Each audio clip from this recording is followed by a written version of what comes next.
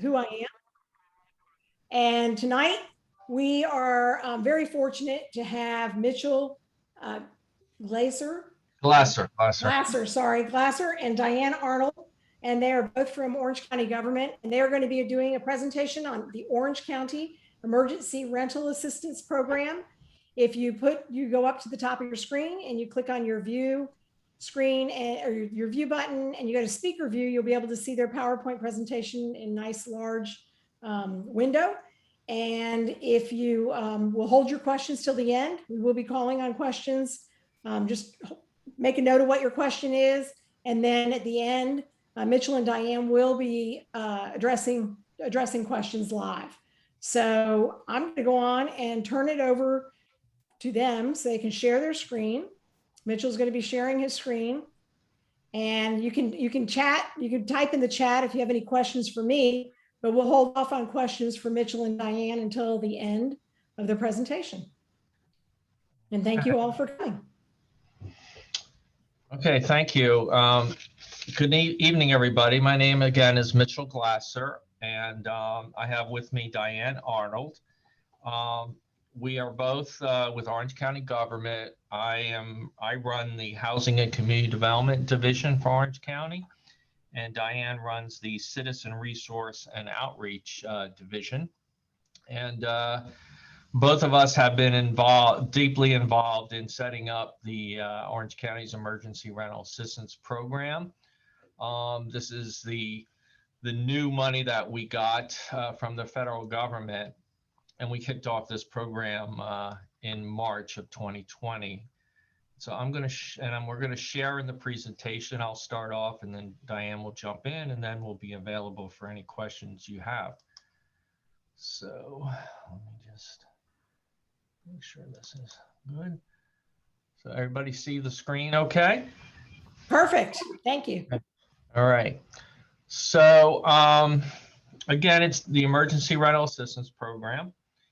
I'm going to give a little bit of background on that program. Let's see. Okay. So the Emergency Rental Assistance Program was created in the COVID-19 relief bill in December 2020, and that provided $25 billion in emergency rental assistance nationwide.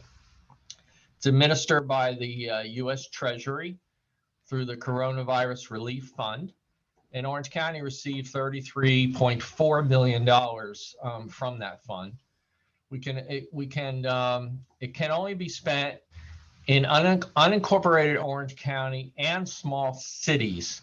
But the city of Orlando actually received their own direct allocation of $8 million. And so they also have their own program that is up and running and is live now. And so so both programs are currently active, and we've been coordinating with the city regarding program criteria and outreach efforts as well. The city, I think, launched their program about a month ago, and again, ours was out since March. So the program requirements and eligibility, this program is targeted to low and very low income households. And so we define low income as renter households with incomes at or below 80% of the area median income. And the program requires us to give priority to households at or below 50% of AMI, which is area median income, or unemployed for 90 days. So 50% of area median income is considered very low income. And so the program is targeted to those two groups, low and very low. Tenants must provide evidence of rent owed, past due notice, or eviction notice. And tenants must provide evidence of a COVID impact via reduced income or unemployment. And on the right, you'll see the chart of the different income sizes, different incomes for household size. But this chart actually goes up to, I think, 7 or 8 households. Data must be collected on each renter household for reporting and monitoring purposes. So there isn't some information that we do need from the tenant side of the application. So number of individuals in the household, household income, race, gender, ethnicity of applicant, amount of rental arrears, number of months paid that will be paid by the ERA program. Eligibility, you have to be an Orange County resident, except those within the municipal limits of the city of Orlando. So if people apply to our program and they live in the city, we're going to deny their application and refer them to the city program. Our online portal actually has an address check that tenants can use, or tenants or landlords can use actually to see if your address is actually in the city or the county. Again, you have to be impacted by COVID. Households have to be at or below 80% of the area median income. Tenants have to have a lease obligation on a unit that is their primary resident. And you must be able to provide documentation to support all these things above in the application process. So I'm going to turn it over to Dianne now. It's going to run through the program eligibility and then share some screenshots of the portal that we have, and then we'll be available for questions. Okay, good evening, everyone. So just to give you a little bit on the program eligibility, the maximum assistance per household, and this would be per household unit, is $20,000. Within that $20,000, we can pay up to 12 months of arrears beginning in April 2020 to the present time. And we can include 1 month of future, or what we call prospective rent, as long as funding is available within the 20,000 maximum. So if they owed 20,000 in arrears, then we wouldn't be able to provide the 1 month of future rent. But if the amount they owe in arrears allows us to, we can also pay 1 month of future or prospective rent. We are including in many cases some of the things that would be required in the lease, such as if utilities is required in the lease, the landlord bills for water, and that's included in the lease, or washer and dryer, that type of thing. We will include those in the amount that we consider rent and rent arrears that's eligible for assistance. We do not include late fees. If someone rents a garage, for example, because that's an extra, the other things are typically requirements, return check fees, that kind of thing. Do the next one, Mitchell. Yeah. The application is really relatively simple, especially from the landlord side, and there's really minimum documentation that's required from the landlord side. The application mainly has two main steps, which is the landlord information and just brief information for the tenant. Because the landlord, in this program, the tenant or the landlord can apply. So the tenant could apply and give us their landlord's information, and then we would contact the landlord. But the landlord can also apply and give us the tenant information, and we will contact the tenant. So that's kind of that information. And then documentation from the landlord side, in general, most of the time it is going to be just the W-9 and the tenant's ledger, so that we can verify the amount that we would be paying and the amount that's past due. We do ask, as landlords are putting their information in, and this is just something we've discovered, because you can put a contact person in. We ask people, landlords, to put an alternate contact if possible. And that's really for continuity. If one of your staff or you're out and somebody else is taking care of it, that's the main reason we're asking for that. Let me go to the next one. Okay. And you can submit for, if you have multiple tenants, you do not need to submit separate landlord applications for each tenant. When we get further in the presentation, I'm actually going to show you some screenshots of what the application looks like online. So you can fill out your information as a landlord and only do that once, and then submit your tenants, multiple tenants, instead of having to do multiple applications. So if you already have a login and you submitted for one tenant, you could come back to your main page and add another tenant to your application. Our main communication, we do phone calls, but we do send out emails. That is the main communication tool, so that if we needed to communicate with you and say we need an updated ledger, we need to verify the W-9, that kind of thing. That would be the main tool we're using for communication. And we're letting not only the tenant, but the landlord know, and we're notifying them by email when the tenant is approved or denied.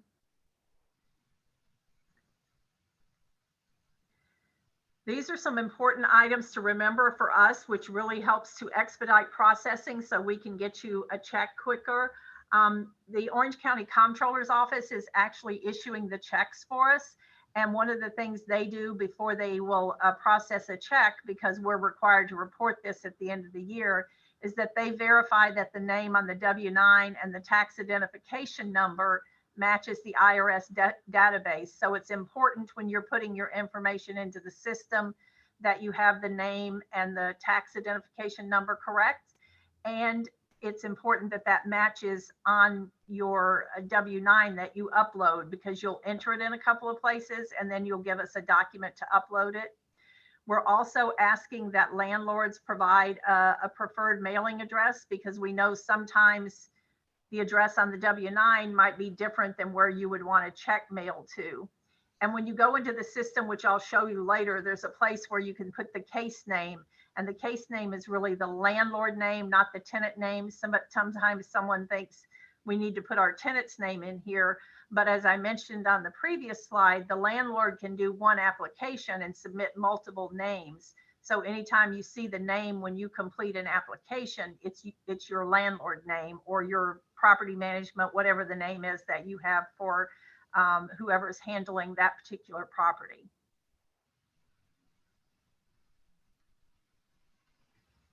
So the online portal is remaining open. We've had other programs where we've opened the portal and then closed the portal due to the level of demand or to allow us to process. But for this one, the online portal is remaining open at this time. We don't have any plans at this time to close it. So you're able to go on it pretty much any time and put in an application for a tenant, or put in your application, add a tenant. So that will remain open. And then we also asked that we have up on our website, Orange County's website, under the emergency rental assistance. We have all kinds of frequently asked questions there that will also give some answers to some of the things, some questions you might have.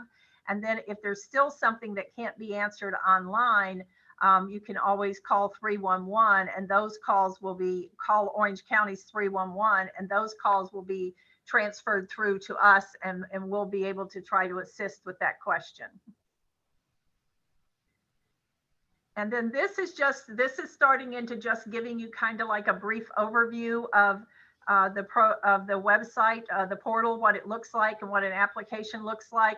So if you went to Orange County's webpage and you went to emergency rental assistance and you clicked apply, you would see this screen where it would ask you to register. So the first time you would register, anytime after that, you would sign in. So once you registered, you'd click continue. You can go to the next one, Mitchell. Once you register, you'll get an email similar to this one. It'll tell you a confirmation email has been sent, but it would have whatever email you put in there. And then when you click on the link in the email, it will take you to the next screen. So you can go to the next one, Mitchell. And this is where now you're coming back to that same place, but instead of registering, you're just signing in. So you put your information in here and you click sign in. And then when you do that, it will take you back to here. And here's what Orange County's page looks like once you've applied. And you can see there's the tenant rental assistance and the landlord rental assistance. So as a landlord, you would click where the hand is there, click here to start a new application. We can go, okay. Then you'll provide, this is where the case name goes in. You're providing a name for the application. And again, this is, as you see in the top there, new application for landlord. So this is where the landlord's name goes, not the tenant's name goes. And then once you put your name in there, you'll click start application. And then these are the 4 steps. You can see there's not that many steps for a landlord application: program overview, landlord information, tenant's information, and then final is the submit. So when you come back, this is what you'll see to provide the tenant's primary tenant's first and last name. And this is where you're providing contact information for us so that we're able to contact the tenant. And it tells you here about the program using email to check your spam folder. It also, when you got that email, you'll notice at the top of this, it said, if you received an email, please provide the 5-digit case number. So you would have received that number in the email. If you have that, if you can put it there, it helps us to identify it easier. If you don't have it, we'll still find it, but that just helps us identify it. We can go to the next one.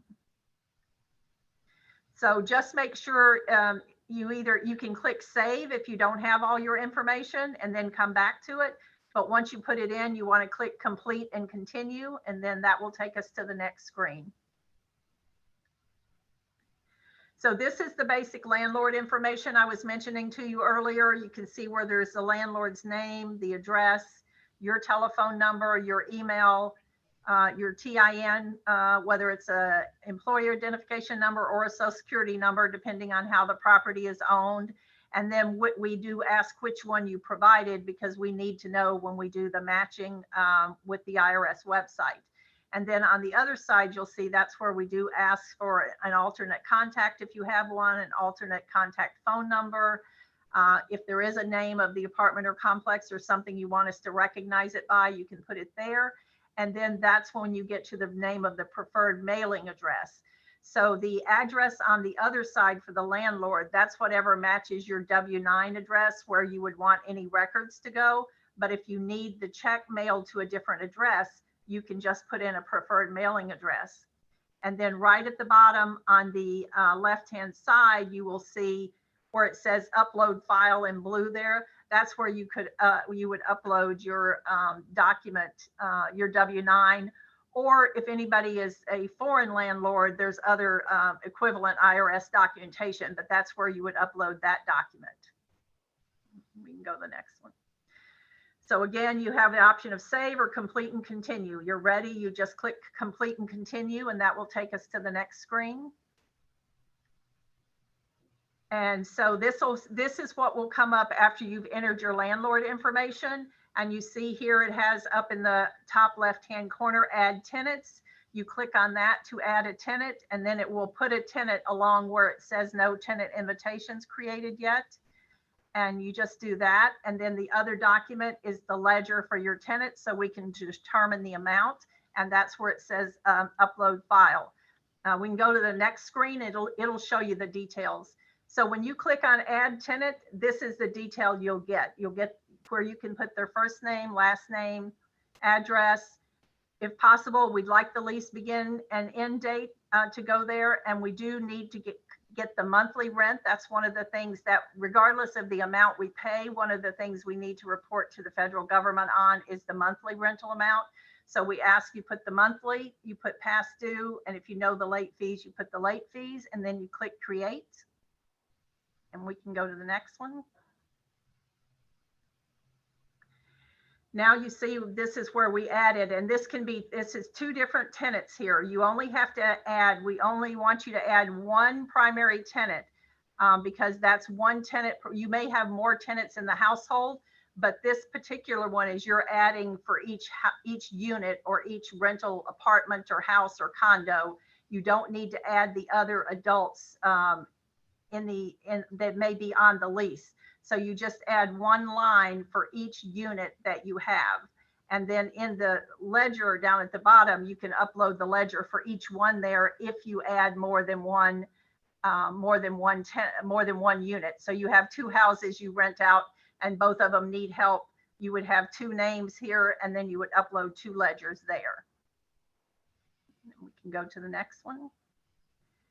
And that's what it will look like. They added a second one. Again, click create, and we can go to the next one.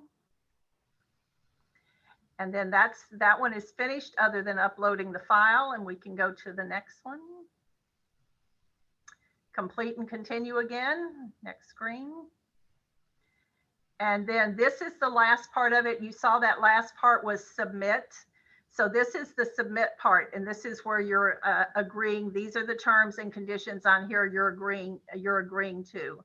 And some of this here is because it could be a property management company. And if they provide the appropriate documentation, they say they're authorized by the owner. So you read those, and at the bottom, all you do is check the box to certify and affirm those certifications. And then there's a way there for you to electronically sign it. And once you do that, you click complete and submit, and we can go to the next screen. And then you will get an email. And once you do that, you will get an email saying your application has been received. And it also gives you the contact information if you have any questions for either calling 311 or emailing us at our email address. And then you can go to the next one. That's the last one. So that was the last one. So the application, even for the tenants, is relatively simple, but for the landlord, there's really very few steps. There's only a couple of steps that you have to do. And there's minimal documents, W-9 and tenant ledgers. So one W-9 is all you need, and then just tenant ledgers for the tenants. And that's pretty much a full overview.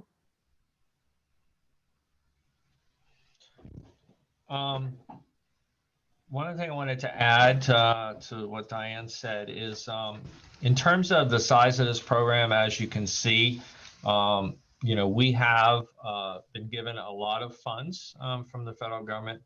So this program is not one that, we're going to be opening and closing the portal on a regular basis. This program is going to be open for quite a while.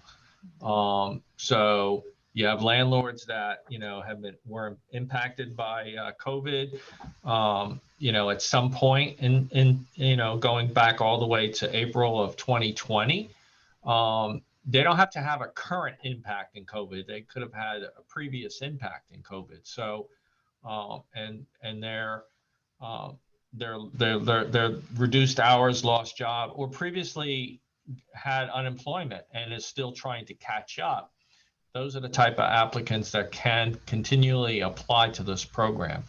Right now, it's a one-time assistance, but after we have it out there for a fair amount of time and we see that we're meeting the need, we may open it up again for any tenants that have already received assistance to inquire whether they're still having trouble and need any additional assistance. But it is a program that we're administering in-house, and we've been marketing it to all types of organizations to help outreach in the communities, and we're continuing to do that.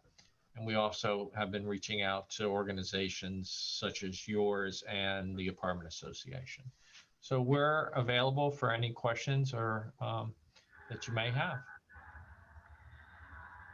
I did see that somebody put something in the chat asking about the program. Will it end on July 31st? So this program does not actually, this particular program, the funding does not have to be all spent until September 2022.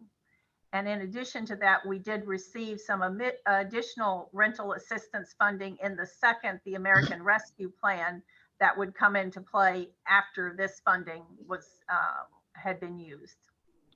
So I see a question about how long does an application take, and then how long, and I'll cover that. I'll cover also how long does it take to receive payments. So obviously you have two pieces of the puzzle. You have the landlord applying, and they have a pretty short application, and you have the tenants that have to apply, and they have a streamlined application. Except this is an income-based program, so they must provide their income information. But they can easily do that in one of two ways. They can just give us like 2 or 3 pages from their 2020 tax return showing their adjusted gross income, and that's all we need. Or they can provide 30 days of documented income, and then we'll use that information to extrapolate what their annual income is. But it needs to be for each adult household. So if you'd have a tax return and your family, you know, that in there, that's all we need. If you've got a bunch of roommates that are adults working, we're going to need, you know, the either tax returns for each of them or individual income information. Once we get everything and we have a complete application, it's been approved, we're sending out checks between 2 and 3 weeks. You know, Dianne's shop is really have a sort of streamlined process with the comptroller's office. So issuing the check once we have everything is a rather quick process. The lengthier process is getting everything submitted. And I saw somebody submitted a question of what qualifies as a tenant ledger. So what I would say is we need something that shows a running history from the time they have past due rent. So, you know, that could be, some people produce it from QuickBooks. Some people may keep it on an Excel spreadsheet. So, you know, we're willing to look at anything in terms of a tenant ledger, but we do need something that shows us, because there are timeframes in terms of how many months we can pay and how far we can go back. So we do not need something that shows us when they became past due. So it does have to have a running balance based on at least when they started being past due on their rent.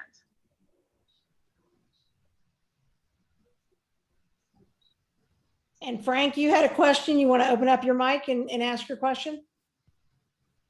Yes, if you have a disgruntled tenant and they just say that they're going to stay there until they get kicked out, how does the landlord get reimbursed for past rent that he's never paid?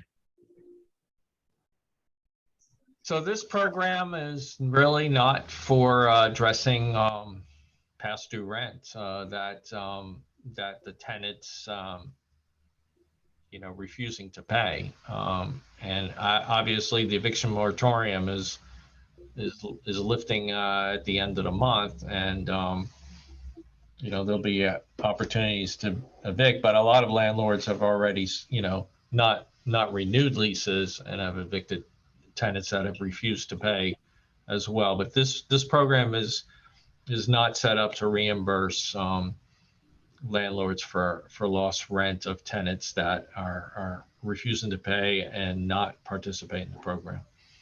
Okay, so it takes the tenant and the landlord combined to make this program work, correct? Correct. Okay, thank you. And one other thing I wanted to add, because in previous programs that we have done, we did do the eviction diversion program before this new money came. And we did have a stipulation in that program that the landlord would not, landlords had to agree not to evict for 60 days after receiving our funds. But in this program, we have taken that requirement out. So we are not obligating the landlords to any, you know, any future eviction. It will be strictly based on the, you know, the tenant and the landlord's agreement and moving forward. I would like to add on your previous question though. So we do want to work, it does require the tenant, and we do want to have the landlord participate so we can pay the landlord. However, the federal government did put some options in these funds for money to be paid directly to a tenant if the landlord did not participate. But the focus of our program, and we're trying to do everything we can, and that's why we're doing these type of meetings, is to make sure that we can work with the landlords, because if money is paid at some point directly to a tenant, there's no guarantee that they're going to pay that to you. So we're trying to make sure we're asking landlords to please participate, because we feel it will benefit the landlords as much, if not more in some cases, than the tenants. So they do have an option in there to pay it to the tenant. That was a federal government put that in there. But our focus is on trying to have the landlord work with us so that we can pay the landlord. And I just want to add to that, So it's not like a tenant can just apply and say, you know, I owe, you know, $2,000 or $5,000 to my landlord, and I need to get the money to pay him. You know, it's not going to work on a one-way street. You know, we're going to have something from the landlord that tenant has to get that really verifies how much past due rent is due. And there's some other things that we're going to obviously have to see, which is leases. And we're also going to have to see that they're still in the unit. You know, so there's different checks and balances and guardrails that we have put in place, and we're hoping that we don't have a lot of, we're trying to prevent any kind of rampant abuse of the program. But we prefer to make payments to the landlord. So that's our position. So I see another question in the chat. Somebody has tenants that got assistance last summer from the Orange Cares program. Can those tenants apply if they have slipped behind? Yes, even if they got assistance from someone else, they can still apply. We can't duplicate benefits, but as long as we're not paying for the same months that they got assistance for, it's not a duplication of benefits. So for example, if you had a tenant that got help last year for July and August, and now they need help for January through May or June of this year, that's not duplicating benefits. So we could still assist them. As long as we don't pay for the same months that were paid by another program, then yes, they can definitely apply, whether it was Orange Cares or whether it was eviction diversion, any of those programs. As long as we don't pay for the same months, they can apply to our program. Oh, sorry, I missed one. So the other question in the chat, what immigration status is needed in order to qualify? So anybody can apply. We're not necessarily looking at any immigration status. I will tell you that on the tenant side, we do ask for social security numbers if available, or for a tax identification number.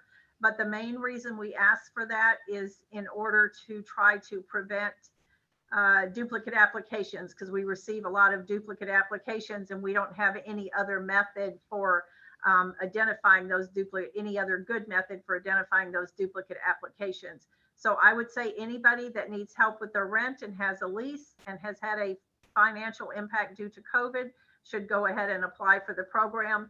In some cases, we will create a number, if a pseudo social security number, if we need to in the system.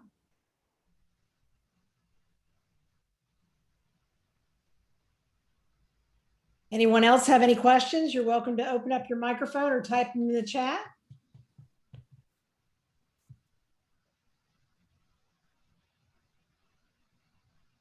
No. Oh, here we go.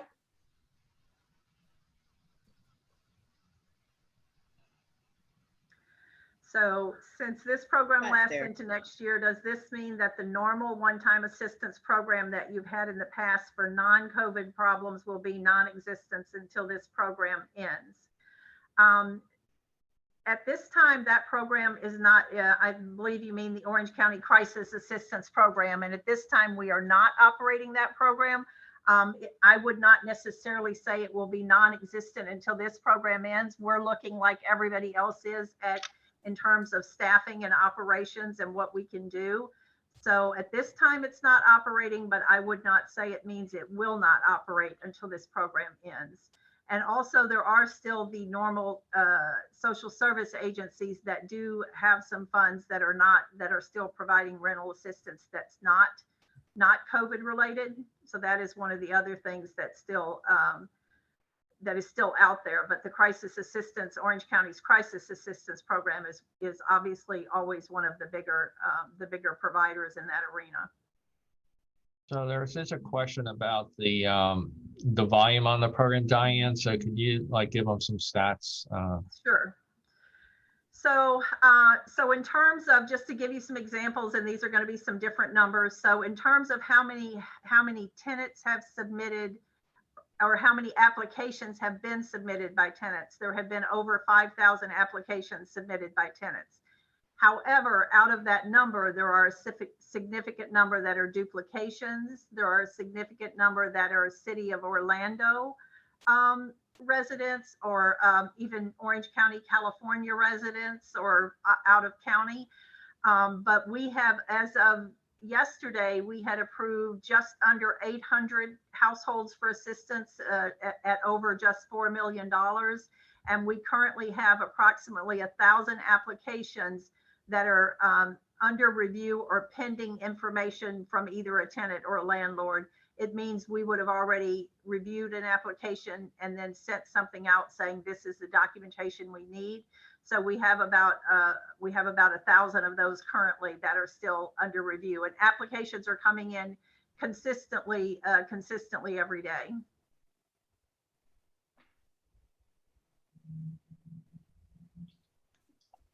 And someone asked to put the link in the chat, and I have done that, and I will do that again.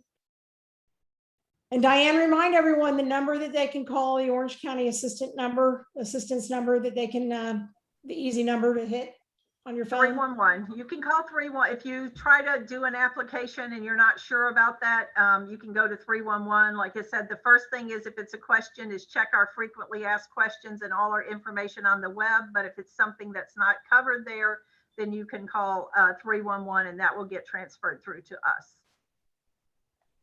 Yeah, I wanted to add that we spent a lot of time on that frequently asked questions. So there's some good information on that, and also, you know, some of the general criteria questions that are on the website. So it's a good resource. I was going to ask, do you know what the average request amount is? So the word average kind of throws it off. It's all over the place. I can tell you that we have had requests, because we required they be at least 1 month behind, because we wanted to focus on the arrears. So I can tell you that we have had requests as low as $500 to as high as over $20,000. But I can tell you that the last data we analyzed, the most, when we looked at how many months behind people were, 1 to 12, because that's how many we can provide arrears for, the highest numbers were people who were 4, 5, and 3 months behind. That was the average. And then there were outliers all the way up to 12 months and all the way down to 1 month. But the amounts could be all over the place depending on how much rent they paid.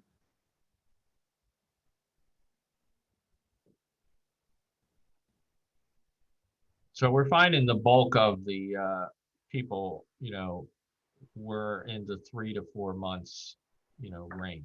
But we'll still get a lot that are 1 month, and then we'll get a few outliers that are you know, 10 or 12 months, who obviously didn't make any attempt to pay their rent.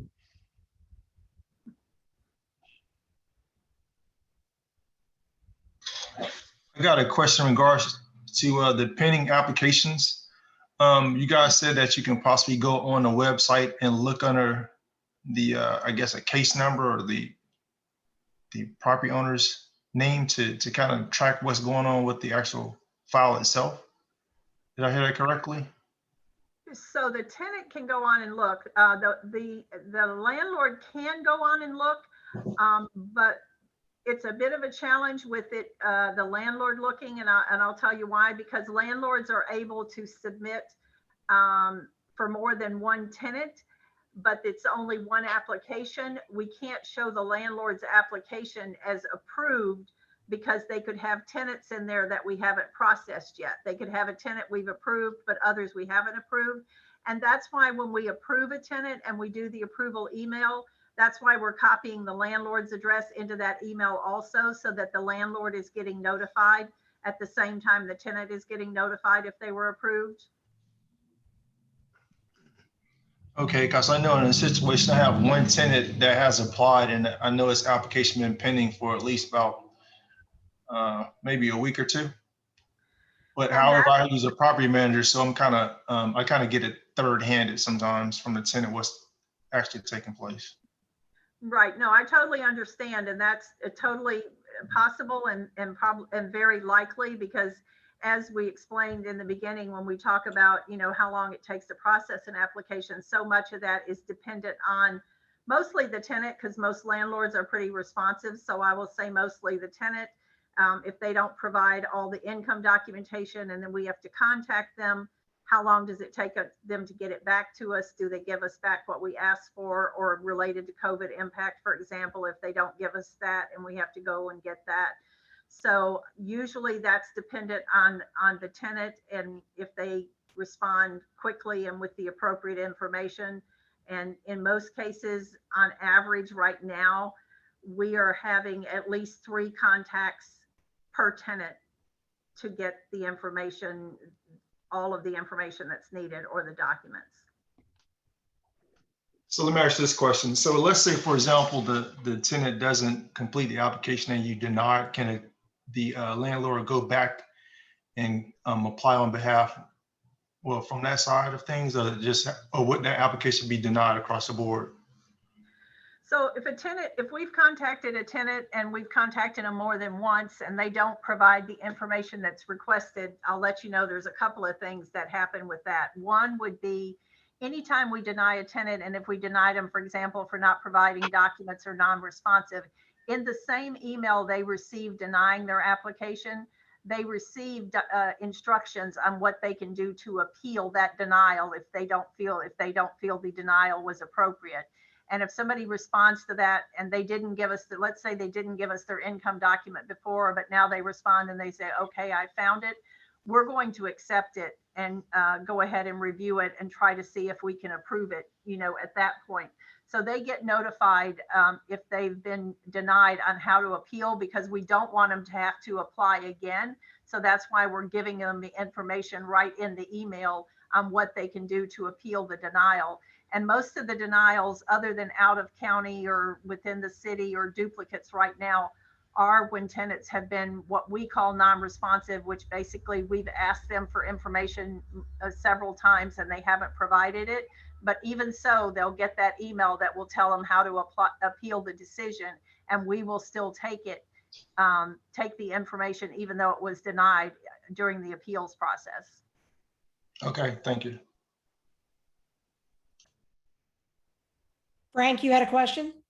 Yes. If a tenant owed money to a landlord and then moved out of that property and went to another property, how can the previous landlord get paid? Or can he not get paid by the program? If the tenant is already moved, we would not be able to pay. The focus, how the program is set up, is to assist with focuses on maintaining housing, assist with maintaining housing. So if the tenant has already moved, we wouldn't be able to provide assistance. Okay, so it's based on current status for the tenant and the landlord, correct? Yes. Mhm. Okay, thank you. Mhm.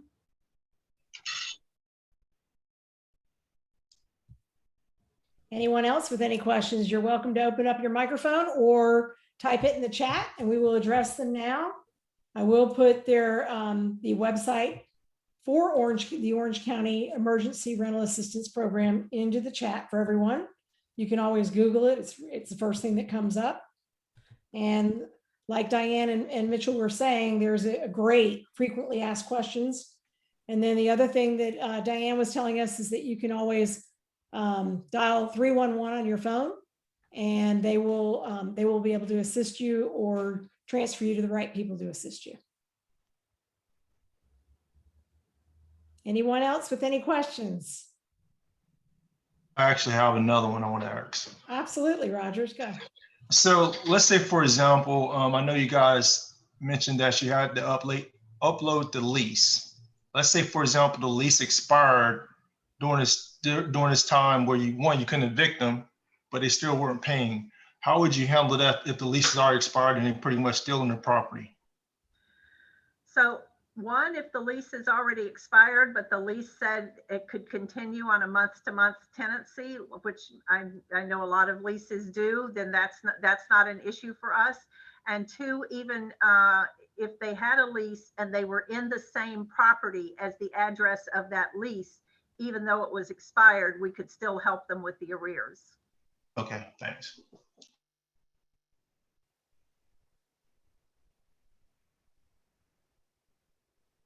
Great questions. Great questions. Anyone else have any questions? If you do not want to open up your microphone, you're welcome to type them in the chat. This is your chance to ask Dianne and Mitchell questions about this program. Here we go. I'll let you look at that one, Dianne. So yes, so it said, similar to Becca's question, I have a couple that are month to month after the lease has expired. Is it okay to ask assistance for them? Absolutely, as long as they're still in the same unit that the lease belongs to. So the address is 123 Main Street on the lease. The lease is expired, but they're still at 123 Main Street. They've still continued that residency, then definitely can apply for assistance.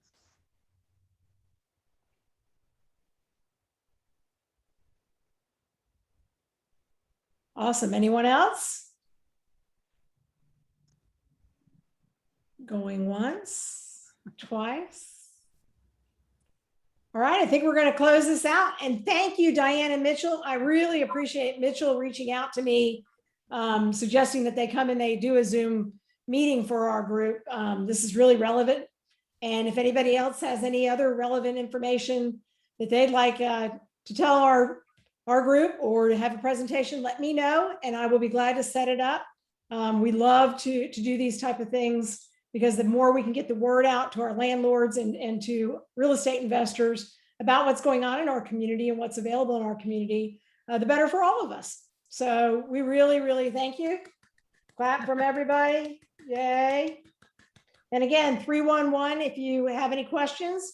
And one more time, the website address for the program, I have put it in the chat again.